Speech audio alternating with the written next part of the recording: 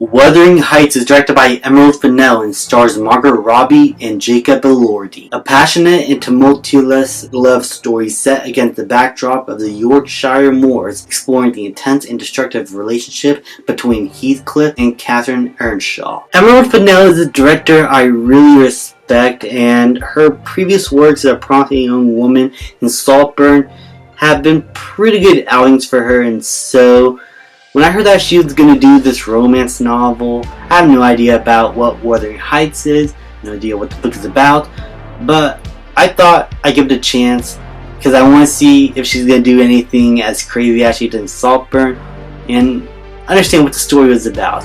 And thankfully, it is a different kind of film than Saltburn. It's not like a crazy movie that goes to many lengths to shock you. When I came out of the film, though, I felt like this was Emerald Fennell's most pretentious movie she has done. I don't think it was awful.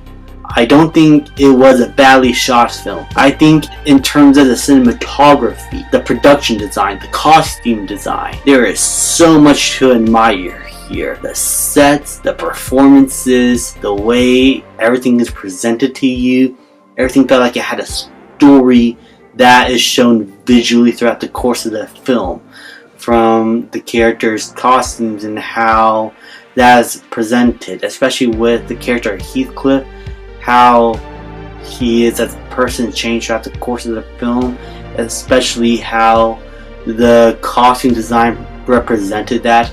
I think it was done very well with the character of Catherine here, played by Margot Robbie. I think the way her character was done has an interesting idea behind it, and you sympathize with her a lot in the beginning of the film. And I think that first act does a really good job at getting you invested in the story and having you understand these characters, why they fell in love with each other, how Catherine and Heathcliff feel like characters that are estranged because they have no idea how to express their love to one another, and it's all due to misunderstandings or areas outside their control that leads to a tragic conflict between the two at times.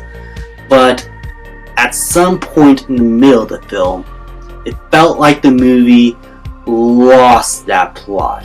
I felt like despite the first act being very strong, the middle of the film just started feeling like softcore porn, because there are so many sex scenes, no nudity, but there's so many sex scenes and romance scenes in this movie to where if you make a drinking game as how many times these characters started doing it, you die. And at first there is a story reason behind it, and it is for the relief that these characters are starting to now feel more romantically involved with each other.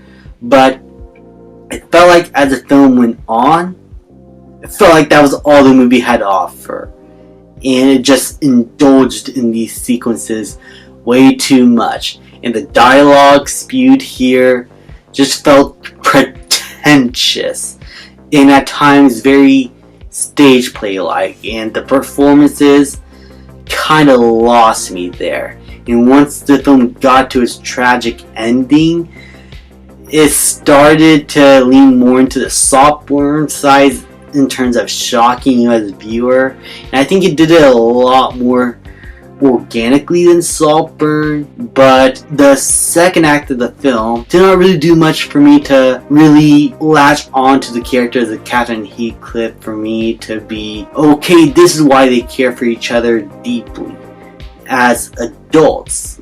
It felt like the first act did it all pretty well, but the conflict that keeps brewing and brewing just felt like it stopped just for these characters to start doing it with each other, until the film remembers it wanted to have a tragic end.